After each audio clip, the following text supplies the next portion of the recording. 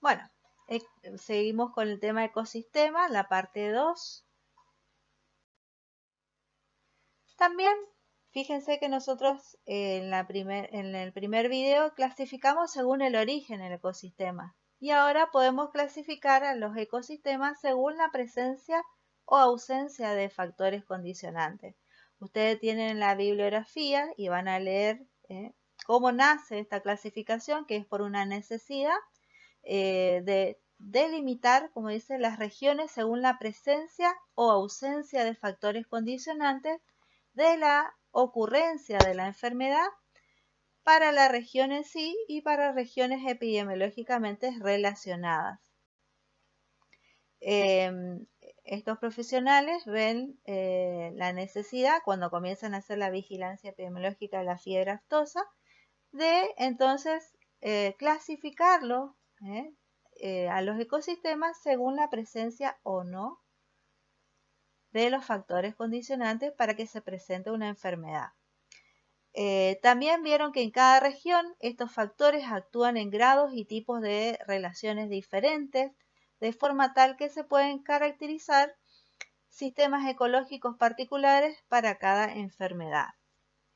Se presentan diferentes niveles de integración epidemiológica que resultan en los ecosistemas de la enfermedad. Bueno, acá tenemos un modelo epidemiológico estructural en el que, fíjense, ellos vieron la necesidad de tener en cuenta diferentes datos para armar ese modelo epidemiológico estructural. Tenemos la variable ambiente, las variables ambiente, huésped y agente, y dentro de las variables tenemos las interacciones y las estructuras. Dentro del ambiente las interacciones van a ser huésped, ambiente, y ahí vamos a tener en cuenta la finalidad, la especialización, la densidad, el manejo y la comercialización de estos animales. La finalidad, por ejemplo, si va a ser de leche, de carne, la especialización, la densidad, con cuántos animales, porque por ejemplo si vamos a producir carne podemos trabajar en un espacio reducido o no, por ejemplo, y de acuerdo a eso va a ser la densidad de individuos por cada terreno o establecimiento. También va a influir el tipo de pastura, porque ahí podemos tener mucho suelo, pero los pastos son malos, entonces por ahí la densidad, el número de individuos que estén en ese suelo, también va a influir muchísimo. El manejo que se utilice y la comercialización. De ahí, fíjense, también vamos a tener en cuenta la estructura, las formas de producción, si van a ser empresariales, o sea, ahí vamos a tener en cuenta cuánto realmente ellos invierten, porque por lo general, si son empresariales, son,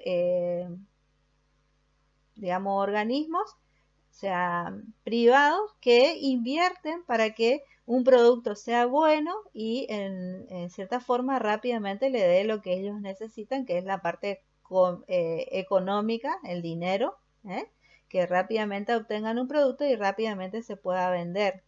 Los artesanales, que por ahí son pequeños productores, y el de subsistencia, que es aquel individuo que tiene solamente animales o diferentes cultivos y demás, pero solamente para su propio consumo.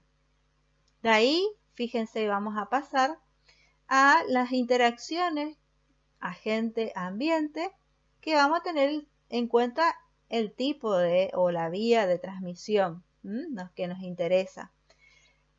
También vamos a tener en cuenta las interacciones entre el agente y el huésped. Nos va a interesar la patogenia, cuán graves son las lesiones que producen o no en el individuo, y de acuerdo a eso va a ser si obtiene una inmunidad al tomar contacto del huésped con el agente, que se recupera, o sea, enferma y se recupera y obtiene una inmunidad, o por ahí el ser humano también le puede dar inmunidad a través de las vacunas.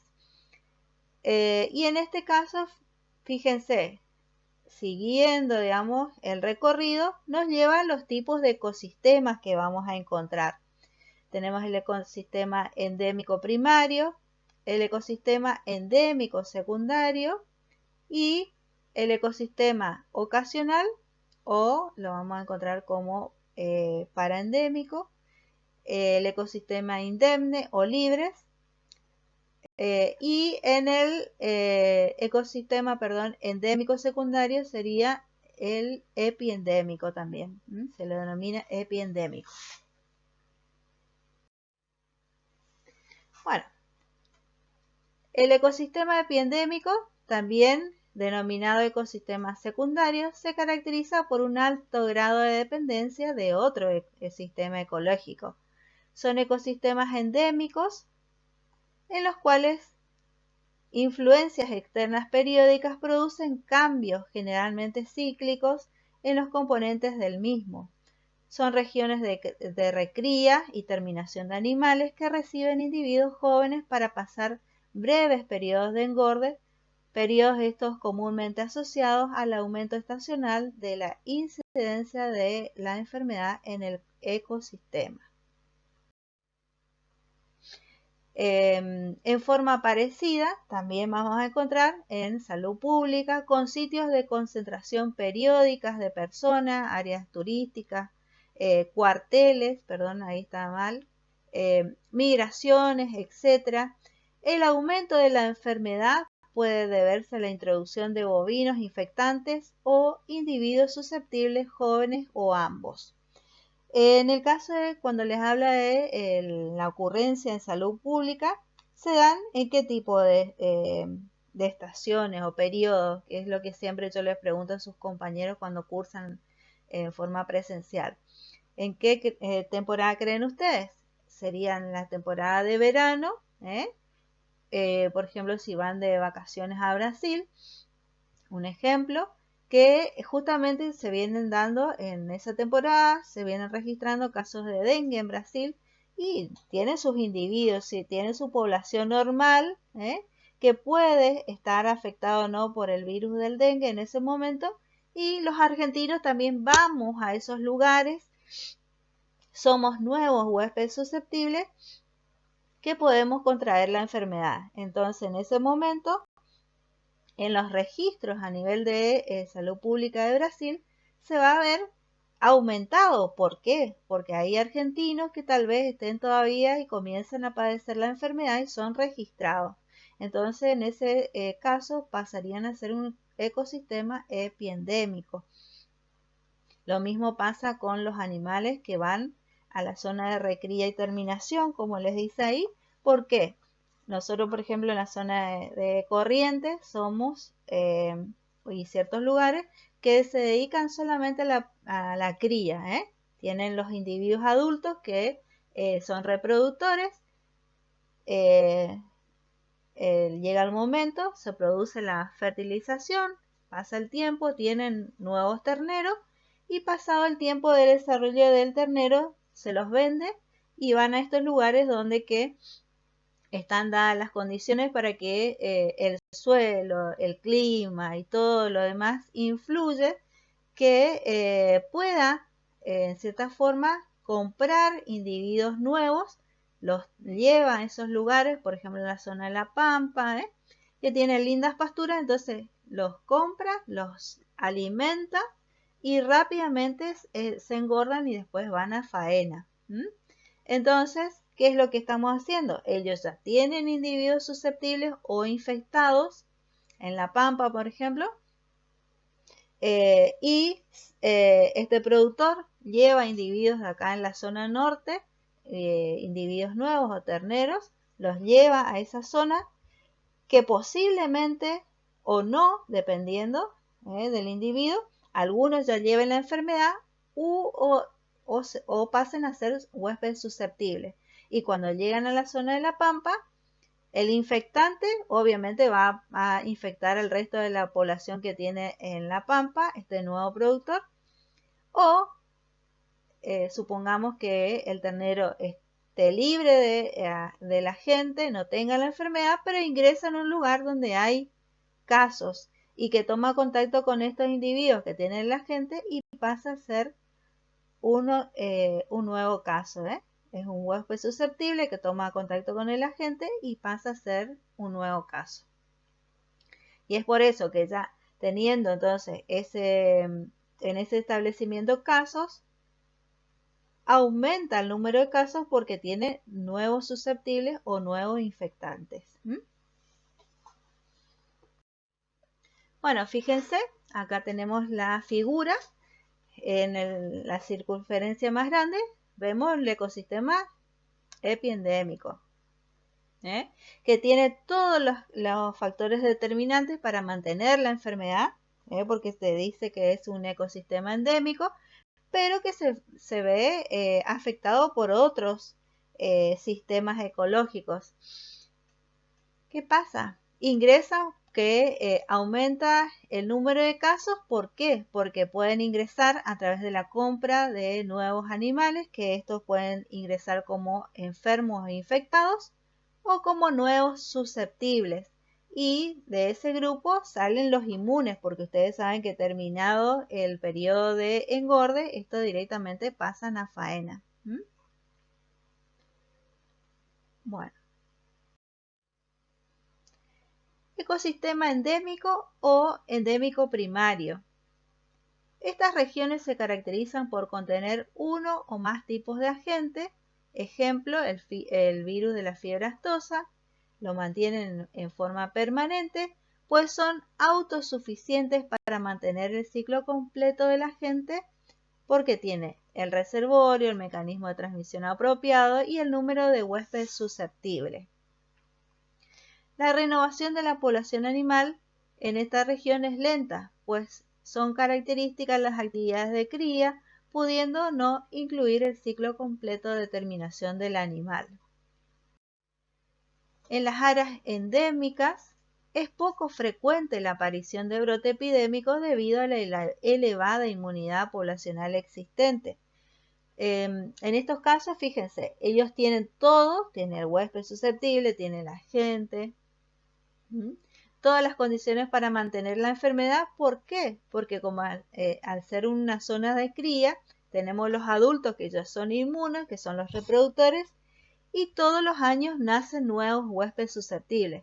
Y el agente sigue porque tenemos los reservorios, que pueden ser diferentes animales silvestres, que mantienen en el ambiente y al ser una explotación extensiva y demás, o que estén otros animales que puedan tomar contacto con estos individuos nuevos, hace que tome contacto con alguna gente y padezcan la enfermedad. Entonces, todos los años vamos a tener nuevos casos, digamos, individuos que se enferman, pero en una forma constante, no es que van a aparecer más casos de lo normal.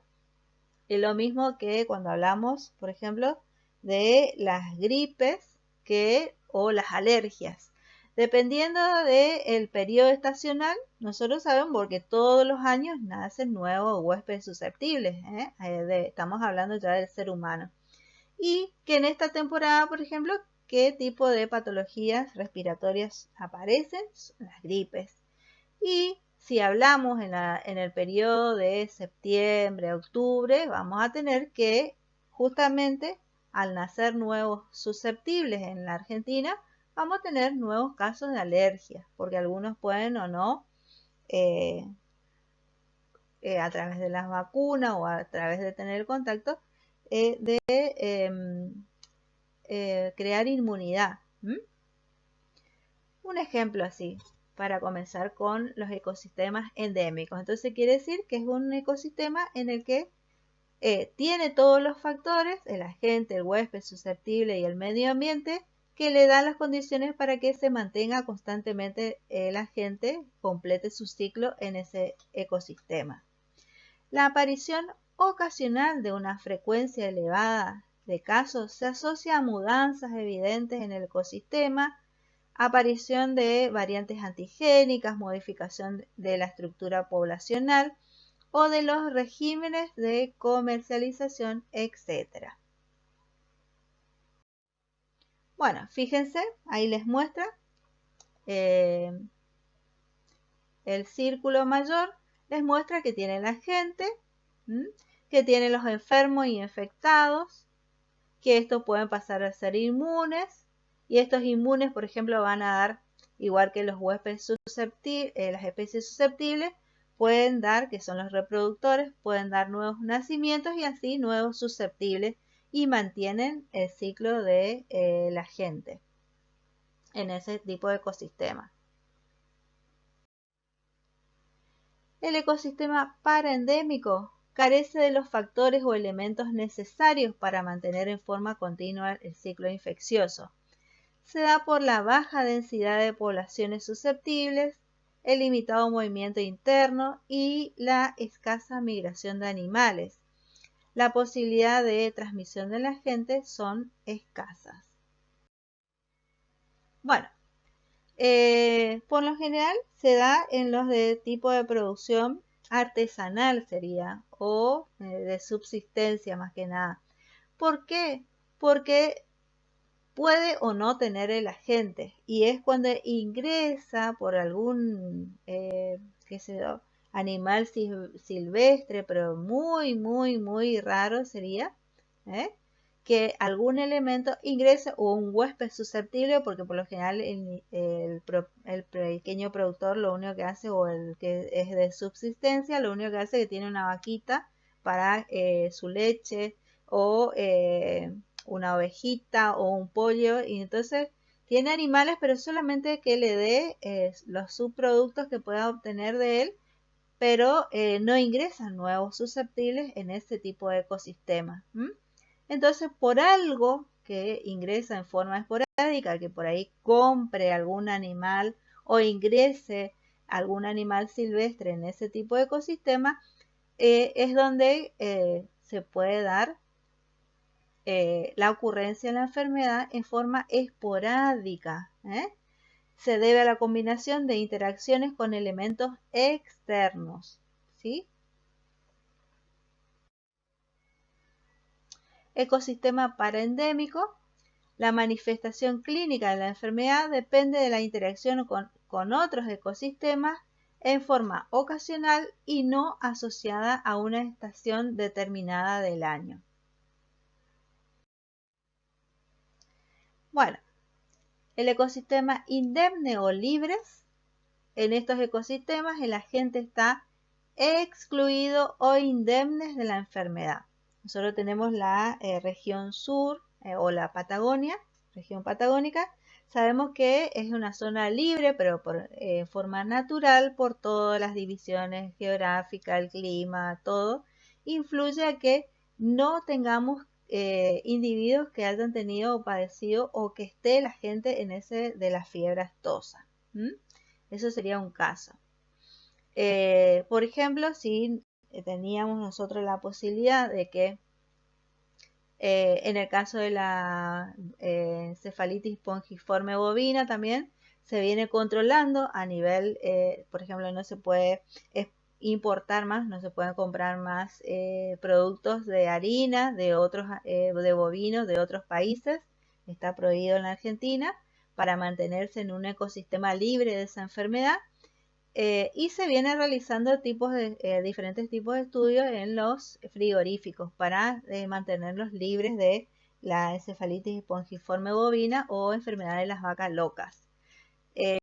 También hubiera sido el caso si se hacían todas las estrategias para mantenernos como ecosistema indemne o libre del coronavirus, por ejemplo, porque nosotros no teníamos el agente, éramos en un ecosistema indemne o libre, pero lamentablemente ahora al ingresar ya dejamos de ser un ecosistema indemne. La ocurrencia de esta, aunque sea un solo caso, adquiere un carácter de epidemia. si nosotros tenemos, por ejemplo, un solo caso de la encefalitis espongiforme bovina en la Argentina, para nosotros ya es un carácter de epidemia.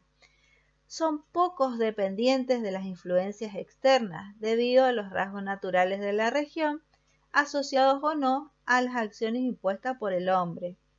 Es como le digo yo, que antiguamente estas enfermedades que desde dengue, chikungunya y demás, como estas otras que venimos padeciendo a nivel humano y animales, se pueden dar porque antiguamente no había tanta posibilidad de poder viajar a otros países, que ellos tienen ciertos agentes, pero que nosotros no lo teníamos, pero gracias a que se puede viajar, que hay posibilidad de pagar un viaje y ir a conocer ciertos lugares, también podemos llegar a traer nosotros, y es lo que viene pasando con el caso del coronavirus, que nosotros no teníamos, pero había gente que viajó por diferentes lugares del mundo y trajo la gente a la Argentina. Bueno, fíjense, nosotros en la Argentina sí somos todos especies susceptibles, el hombre es una especie susceptible. Estos nuevos susceptibles dan nacimiento y son nuevos susceptibles, pero no teníamos el agente y no teníamos al enfermo. Y es lo que pasó acá en la Argentina. Cuando ingresan los argentinos que fueron de viaje, de vacaciones al exterior, vuelven, traen el agente y son infectados o enfermos. Y es lo que hizo que se presente la enfermedad en la Argentina. Entonces, no tenemos ni el agente ni enfermos o infectados en un área libre. Eso se mantiene fuera de lo que es un ecosistema indemne. Lo único que tenemos en el ecosistema indemne son las especies susceptibles, que pueden dar nuevos individuos susceptibles, y nada más.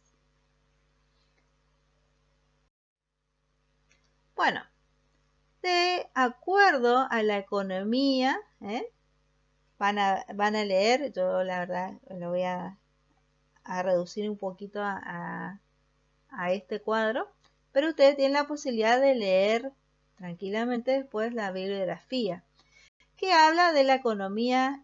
Fíjense que tenemos diferentes tipos de economía: extractiva, mercantil simple, economía de transformación para la leche, y tenemos los reproductores, que son los responsables en cierta forma de crear nuevos susceptibles, porque ellos van a dar nuevos terneros. Y en la economía extractiva de estos reproductores, ¿qué pasa? Tenemos la cría extensiva. ¿Qué quiere decir cría extensiva?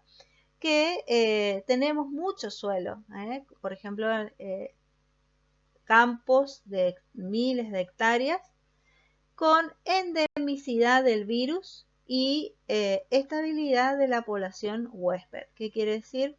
La endemicidad, ¿se acuerdan de endémico? Hablamos cuando todos los años se presentan nuevos casos de, por ejemplo, fiebre aftosa en este caso.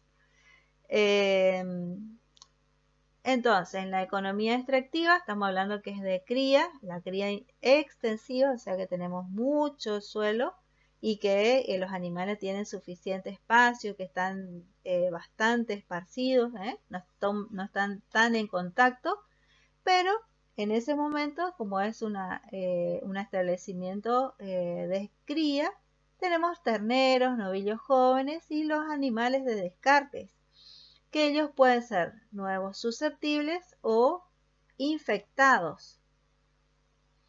De ahí tenemos la economía mixta o de transformación de carne, el engorde con alta renovación de población huésped.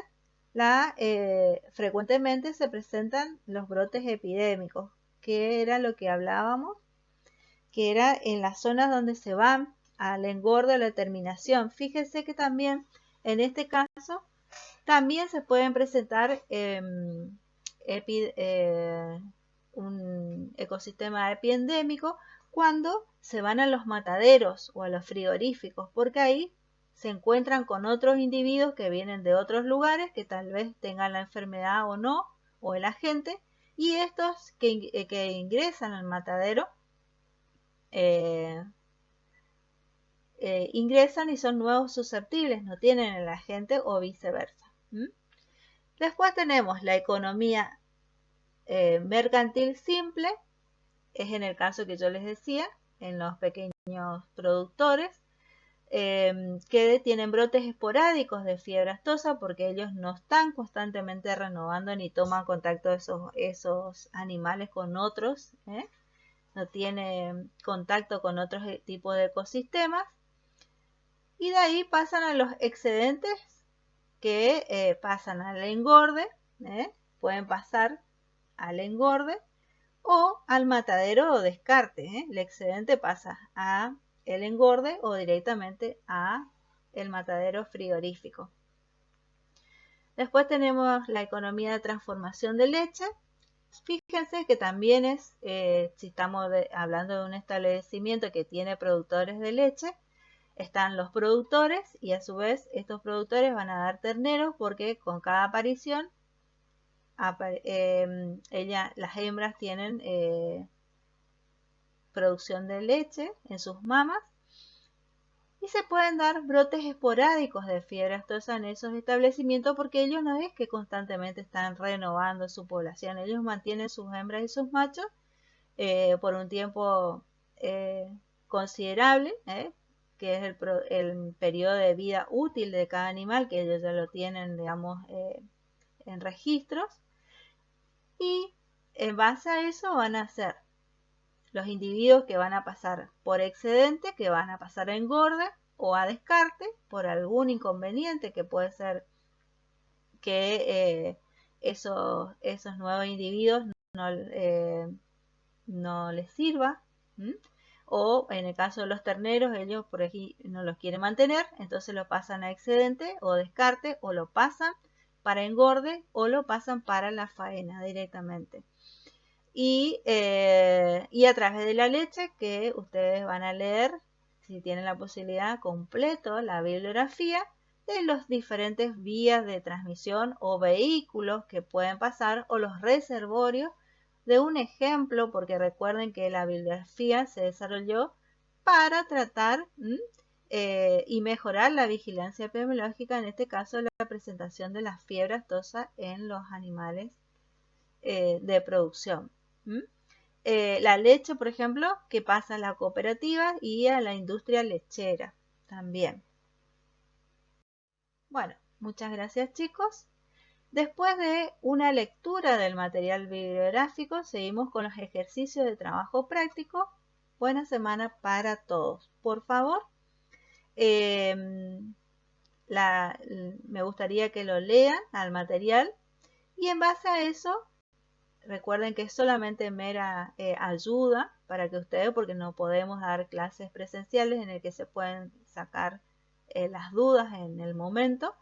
Se ayudan con la bibliografía y de última nos consultan en la página del Moodle de la UNE. Gracias.